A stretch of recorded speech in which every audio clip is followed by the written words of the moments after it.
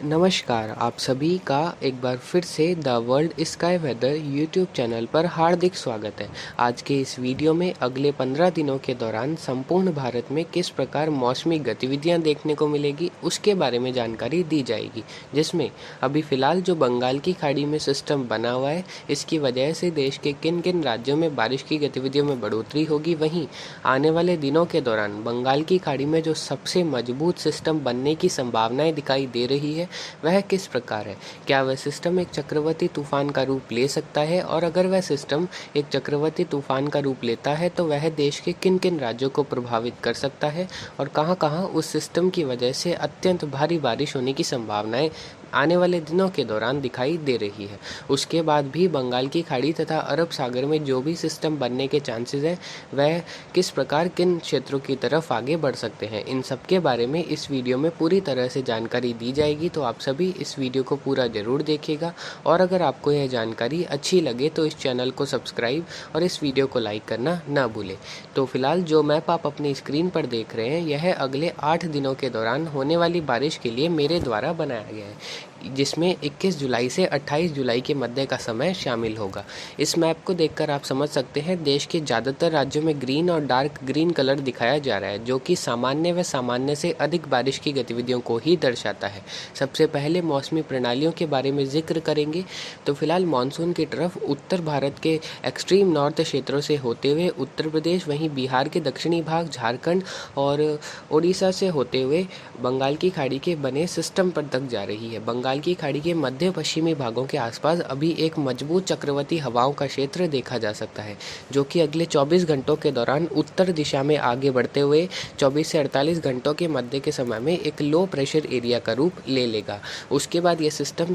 उत्तर पश्चिम उत्तर पूर्व दिशा की तरफ लगातार उत्तरी बंगाल की खाड़ी के क्षेत्रों की तरफ आगे बढ़ता जाएगा, जिसकी वजह से अगले 4 से 5 दिनों के दौरान महाराष्ट्र, तेलंगाना, आंध्र प्रदेश, कर्नाटक और केरल के अनेक स्थानों पर तेज मेघ गर्जन के साथ बारिश की गतिविधियां जारी रहेगी। इस दौरान जो लगभग उत्तर पूर्वी महाराष्ट्र है, मध्य महाराष्ट्र के इलाके, आंध्र प्रदेश के अनेक स्थानों पर भारी बारिश की गतिविधियां भी देखने को मिल सकती है। विजयवाड़ा से लगाकर विशाखापट्टनम, गुंटूर और आसपास के इलाकों में भी अच्छी बारिश होने की संभावना है। नागपुर, गोंदिया, चंद्रपुर, अमरावती और आसपास के क्षेत्रों में भी मूसलाधार बारिश की गतिविधियां अगले 4 से 5 दिनों के दौरान दर्ज हो सकती है। हैदराबाद समेत जो दक्षिण भारत के अनेक स्थान हैं, जिसमें तेलंगाना के ज़्यादातर इलाके हैं, वहाँ भी अगले 3 से 4 दिनों के दौरान भारी बारिश की गतिविधियां होने की संभावनाएं दिखाई दे रही है। उसके बाद जो मौसमी प्रणाली बंगाल की खाड़ी में सबसे मजबूत होगी उसके बारे में जानकारी दें तो जो लो प्रेशर एरिया उत्तरी बंगाल की खाड़ी के आसपास के क्षेत्रों पर अगले 24 से 48 घंटों के दौरान पहुंचेगा, वह तो लगभग इंटेंसिफाई होना शुरू कर देगा। इसके अलावा पूर्वी दिशा से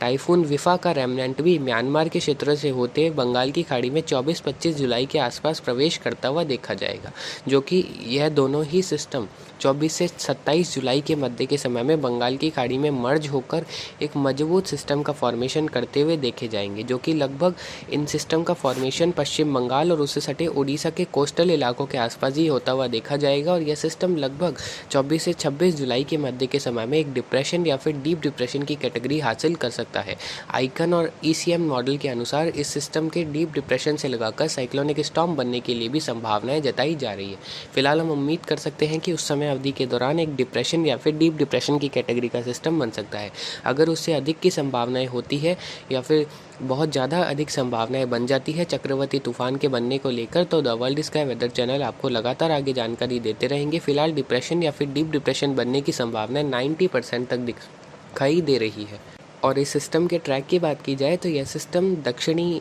पश्चिम बंगाल से होते हुए उत्तरी उड़ीसा, दक्षिणी झारखंड से होते हुए छत्तीसगढ़ के मध्य उत्तरी भागों से होते हुए मध्य प्रदेश के जबलपुर और आसपास के क्षेत्रों से पश्चिमी मध्य प्रदेश के क्षेत्रों की तरफ आगे बढ़ता हुआ देखा जाएगा, लगभग 25-26 जुलाई से 30 जुलाई के मध्य के समय में। उसके बाद जब यह सिस्टम उत्तरी गुजरात और दक्षिणी राजस्थान के आसपास के क्षेत्रों पर पहुंचेगा तो इस सिस्टम का इंटरेक्शन मिड लैटिट्यूड सिस्टम यानी कि पश्चिम से आने वाले ऊपरी सतह के सिस्टम के साथ हो सकता है, जिसकी वजह से यह सिस्टम लगभग 28-29 जुलाई के आसपास जब पश्चिमी मध्य प्रदेश के क्षेत्रों पर पहुँच सकता है तो यह सिस्टम रिकर्व करते हुए पूर्वी राजस्थान, मध्य राजस्थान से होते हुए उत्तर भारत के क्षेत्रों की तरफ भी जा सकता है। ऐसी संभावनाएं बन रही है, यानी कि इस सिस्टम का ट्रैक काफ़ी अजीब सा देखने को मिल सकता है कि यह सिस्टम पहले तो मध्य भारत से होते हुए पश्चिम भारत के क्षेत्र पर जाकर रिकर्व करते हुए उत्तर पश्चिम भारत के क्षेत्र की तरफ जा सकता है। ऐसा पूर्वानुमान ECM मॉडल का है। और अगर इस सिस्टम से होने वाली बारिश के बारे में बात करें या फिर अगले 5 दिनों के दौरान सबसे पहले होने वाली बारिश के बारे में बात करें तो उत्तर भारत के जम्मू कश्मीर, हिमाचल प्रदेश, उत्तराखंड इन तीनों ही राज्यों में आने वाले 3 से 4 दिनों के दौरान अनेक स्थानों पर भारी, तो हिमाचल प्रदेश, उत्तराखंड के कई इलाकों में भारी से अति भारी और दक्षिणी भागों में अत्यंत भारी बारिश होने की संभावना है। एक वोर्टेक्स का भी फॉर्मेशन 22-23 जुलाई को इन क्षेत्रों के आसपास देखने को मिलेगा, जिसकी वजह से यहाँ अति भारी बारिश या फिर अत्यंत भारी बारिश की गतिविधियाँ आने वाले 3 से 4 दिनों के दौरान संभावित रहेगी। पंजाब, हरियाणा के उत्तरी भागों में भी अनेक स्थानों पर भारी तो कुछ स्थानों पर अति भारी बारिश की गतिविधियाँ चंडीगढ़ और जो होशियारपुर, मोहाली और आसपास के इलाके हैं यहाँ देखने को मिल सकती है। अंबाला से लगाकर यमुनानगर और करनाल, कुरुक्षेत्र में भी भारी से अति भारी बारिश होने की संभावना है आने वाले 72 से 96 घंटों के दौरान देखने को मिल सकती है। शेष उत्तर प्रदेश से लगाकर राजस्थान, मध्य प्रदेश और पूर्वी भारत में भी अनेक स्थानों पर बारिश की गतिविधियों में एक बार फिर से बढ़ोतरी होगी। पंजाब, हरियाणा के दक्षिणी भागों में भी आने वाले 4 से 6 दिनों के दौरान या फिर कहीं इस पूरे 8 दिनों के दौरान रुक रुक कर हल्की से मध्यम तो कुछ स्थानों पर मध्यम से भारी बारिश के दौर आते रहेंगे। इसके अलावा जो 22 से 24 जुलाई के मध्य का समय होगा, उस समय अवधि के दौरान मेरठ, मुजफ्फरनगर, शामली, बागपत, इटावा, बरेली, मैनपुरी से लगाकर गोरखपुर तक के क्षेत्र में मूसलाधार बारिश होने की संभावना है, जो कि उत्तर प्रदेश के क्षेत्र हैं। बिहार, झारखंड, छत्तीसगढ़, उड़ीसा में अलग अलग भागों में बारिश की गतिविधियां जारी रहेगी। जैसे ये सिस्टम उन क्षेत्रों की तरफ आगे बढ़ेगा 24-25 जुलाई से यहाँ अनेक स्थानों पर बारिश की गतिविधियों में बढ़ोतरी होगी। बिहार, झारखंड, छत्तीसगढ़, उड़ीसा और पश्चिम बंगाल में तथा कई इलाकों में मूसलाधार बारिश की गतिविधियाँ शुरू हो जाएगी। जैसे जैसे यह सिस्टम इन क्षेत्रों के अंदरूनी भागों की तरफ पहुँचेगा 25-26 जुलाई को जो उड़ीसा और छत्तीसगढ़ के दक्षिणी भाग है, महाराष्ट्र के उत्तरी भाग और मध्य प्रदेश के पूर्वी, मध्य और दक्षिणी इलाके हैं, जिसमें विशेषकर दक्षिणी और मध्य इलाके भोपाल से लगाकर जबलपुर और उसके दक्षिणी भागों में भारी तो कुछ स्थानों पर बहुत भारी बारिश की गतिविधियां 25-26 जुलाई से शुरू हो जाएगी। और जैसे जैसे यह सिस्टम छत्तीसगढ़ को पार करते हुए मध्य प्रदेश के क्षेत्र की तरफ पहुंचेगा, जो मध्य प्रदेश के पश्चिमी, मध्य और दक्षिणी इलाके हैं, उत्तरी और उत्तर पूर्वी महाराष्ट्र, छत्तीसगढ़ के ज़्यादातर भागों में भारी से अति भारी बारिश होने की संभावनाएं 25 से 29 जुलाई के मध्य के समय में अलग अलग क्षेत्रों में रहेगी। 27 से 29 जुलाई के मध्य के समय में पश्चिमी मध्य प्रदेश में इसी प्रकार भारी से बहुत भारी बारिश की गतिविधियां रहेगी। ठीक उसी दौरान दक्षिणी राजस्थान और उत्तरी मध्य गुजरात के क्षेत्र में भी भारी से बहुत भारी बारिश होने की संभावनाएं रहेंगी। इसी सिस्टम के प्रभाव से, जिसमें उदयपुर, कोटा संभाग, अजमेर संभाग के दक्षिणी इलाके और अहमदाबाद से लगाकर दाहोद, पाटन, दीसा, धानेरा और कुछ मोरबी और राजकोट के उत्तरी भाग, सुरेंद्रनगर के उत्तरी भाग भी इस बारिश के दौर में शामिल रह सकते हैं। पूर्वी राजस्थान, उत्तरी राजस्थान में अगले 24 घंटों के दौरान से बारिश की गतिविधियों में बढ़ोतरी हो जाएगी। लगभग 21-22 जुलाई से 27-28 जुलाई के मध्य के समय में उत्तरी, उत्तर पूर्वी और पूर्वी राजस्थान में भी अनेक स्थानों पर मेघ गर्जन के साथ बारिश हो सकती है। 22 से 25 जुलाई के मध्य के समय में उत्तर पूर्वी राजस्थान के कुछ इलाकों में मूसलाधार बारिश की गतिविधियां भी दर्ज हो सकती है। और 25-26 जुलाई से राजस्थान के भी अनेक स्थानों पर बारिश की गतिविधियों में बढ़ोतरी हो जाएगी और आगे जयपुर, भरतपुर, उदयपुर, कोटा, अजमेर, बीकानेर और जोधपुर संभाग के अनेक स्थानों पर 25-26 जुलाई से 31 जुलाई के मध्य के समय में मूसलाधार बारिश की गतिविधियां होने की संभावना रहेंगी। और जब यह सिस्टम रिकर्व करके उत्तरी भारत के क्षेत्रों की तरफ बढ़ेगा तो उत्तर पूर्वी राजस्थान, उत्तरी मध्य राजस्थान, पंजाब, हरियाणा, दिल्ली में 28-29 जुलाई से 2 अगस्त के मध्य के समय में भारी से अति भारी बारिश भी हो सकती है। अब आप अपनी स्क्रीन पर जो मैप देख रहे हैं, यह लगभग उसके अगले 7 दिनों के दौरान होने वाली बारिश के लिए बनाया गया है, जो कि 29 जुलाई से 4 अगस्त के मध्य के लिए रहेगा। जिसमें आप अपनी स्क्रीन पर देख सकते हैं चक्रवाती हवाओं का क्षेत्र या फिर लो प्रेशर एरिया उत्तर पूर्वी राजस्थान के आसपास के क्षेत्र पर आपको दिखाई दे रहा है। यह वही लो प्रेशर एरिया होगा जो कि बंगाल की खाड़ी से डिप्रेशन या फिर डीप डिप्रेशन की कैटेगरी में आगे बढ़कर मध्य भारत को पार करते हुए पश्चिम भारत और उसके बाद राजस्थान के मध्य पूर्वी भागों से उत्तर भारत के क्षेत्रों की तरफ रिकर्व करेगा।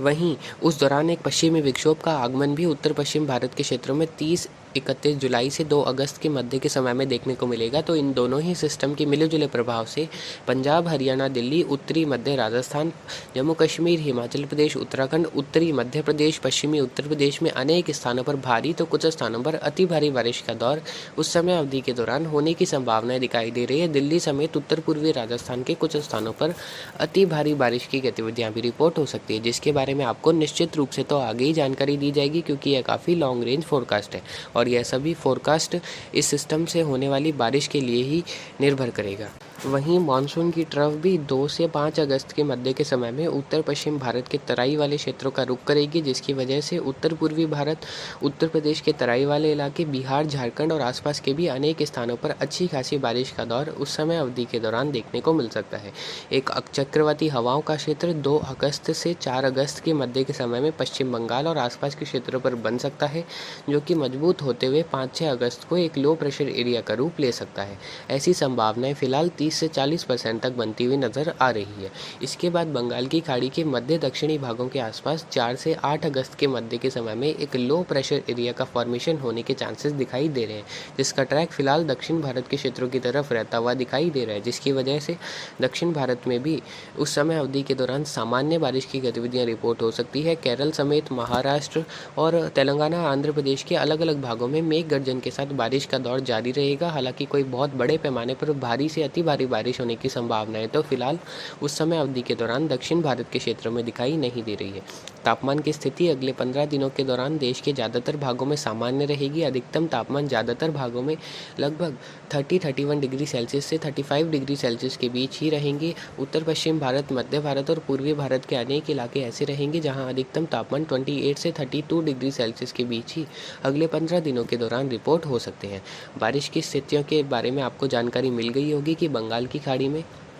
आने वाले दिनों के दौरान मजबूत सिस्टम बनते रहेंगे, जिसका प्रभाव पूर्वी भारत से लगाकर मध्य भारत और उत्तर पश्चिम भारत के अलग अलग भागों में देखने को मिलेगा। और यहाँ सामान्य व सामान्य से अधिक बारिश की गतिविधियाँ ही ज़्यादातर भागों में अगले 15 दिनों के दौरान रिपोर्ट होगी, जिसकी वजह से ओवरऑल देश में जो बारिश की गतिविधियाँ होती है वह सामान्य से अधिक ही अगले 15 दिनों के दौरान दर्ज हो सकती है। हालाँकि कुछ पश्चिमी राजस्थान के एक्सट्रीम इलाके ऐसे रह सकते हैं अगले 15 दिनों के दौरान जहाँ कोई ज़्यादा भारी बारिश ना हो, फिर भी वहाँ भी बारिश होने की संभावनाएं अगले 15 दिनों के दौरान रहेगी। उत्तर पूर्वी भारत में भी जो असम, मेघालय, नागालैंड, मणिपुर, मिजोरम, त्रिपुरा और अरुणाचल प्रदेश के इलाके हैं, यहाँ बारिश की गतिविधियों में कमी है, तो यहाँ भी लगभग 23 से 26 जुलाई के मध्य के समय में कई इलाकों में भारी से अति भारी बारिश की गतिविधियाँ व कुछ स्थानों पर अत्यंत भारी बारिश की गतिविधियाँ मेघालय से लगाकर असम के दक्षिणी भाग, नागालैंड, मणिपुर, मिजोरम, त्रिपुरा में देखने को मिलेगी। और अगस्त के प्रथम सप्ताह में जब मानसून की ट्रफ इन क्षेत्रों की तरफ रहेगी तो यहाँ एक बार फिर से ज़्यादातर भागों में भारी से अति भारी बारिश का दौर बढ़ता हुआ देखा जाएगा, जिसकी वजह से वहाँ भी जो बारिश की गतिविधियों में कमी है वह लगभग थोड़ी सी कम होती हुई देखी जाएगी और सामान्य बारिश की गतिविधियाँ वहाँ भी देखने को मिलेगी। हाँ, हालांकि वहाँ सामान्य बारिश की गतिविधियों का आंकड़ा थोड़ा सा ज़्यादा है, इसीलिए ऐसा हमें लगता है कि वहाँ बारिश की गतिविधियाँ थोड़ी सी कम है, लेकिन वहाँ वैसे बारिश हुई है, लेकिन ओवरऑल देखा जाए तो वहाँ बारिश की गतिविधियों में कमी है, जो कि आगे आने वाले दिनों में थोड़ी सी कम होती हुई देखी जाएगी। उत्तर पश्चिम भारत के मैदानी राज्यों में भी अच्छी खासी बारिश अगले 15 दिनों के दौरान रहेगी, जिसमें पंजाब, हरियाणा, दिल्ली, राजस्थान, उत्तर प्रदेश, मध्य प्रदेश, बिहार, झारखंड के क्षेत्र शामिल रहेंगे। अब एक छोटी सी समरी वीडियो के लास्ट में दे देते हैं, तो आप अपनी स्क्रीन पर देख सकते हैं। Due to a vortex and active monsoon trough, heavy rains are expected over many parts of north India. जो वोर्टेक्स अभी अगले 24 से 48 घंटों के दौरान उत्तर पश्चिम भारत के पहाड़ी राज्यों के आसपास बनेगा और मानसून की ट्रफ भी उन क्षेत्रों की तरफ रहेगी, जिसकी वजह से उत्तर पश्चिम भारत के मैदानी और पहाड़ी राज्यों में अनेक स्थानों पर मूसलाधार बारिश की गतिविधियां रिपोर्ट हो सकती है। A new low pressure area will form in Bay of Bengal between 22 to 24 जुलाई। 22 से 24 जुलाई के मध्य के समय में एक निम्न दबाव का क्षेत्र बंगाल की खाड़ी में बनता हुआ देखा जाएगा। Low pressure in bay of Bengal में intensify into a deep depression between 24 to 26 जुलाई। जो लो प्रेशर एरिया बंगाल की खाड़ी में बनेगा और पूर्व से आने वाले टाइफून का रेमनेंट मिलकर बंगाल की खाड़ी में एक डिप्रेशन या फिर डीप डिप्रेशन या फिर उससे भी अधिक की कैटेगरी का सिस्टम 24 से 26 जुलाई के मध्य के समय में बना सकता है। Maximum temperature will remain in normal category over money parts of central, east and north India. अगले 15 दिनों के दौरान अधिकतम तापमान उत्तर, मध्य, पूर्वी भारत के ज़्यादातर भागों में सामान्य व कुछ स्थानों पर सामान्य से कम ही रहने की संभावनाएं दिखाई दे रही है। There will be a flash flood risk or a flood risk in parts of few